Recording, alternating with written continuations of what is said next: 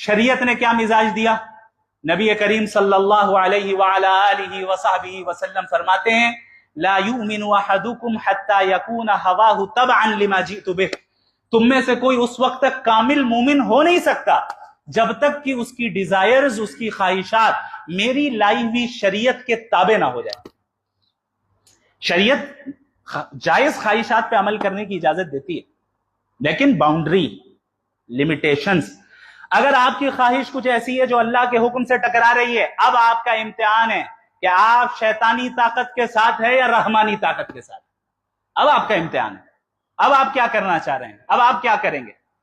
کیا دنیا کے دھوکے میں اور خوشنما نعروں میں مبتلا ہو کر آپ اللہ کے حکم کو پیچھے ڈالیں گے، اپنی خواہش کو ترجیح دیں گے، یا اپنی خواہش کو دبا کر ایک اللہ کی اطاعت کریں گے؟ یہی تو دارالامتحان ہے، اس دنیا میں یہی امتحان تو ہو رہا ہے ہمارا۔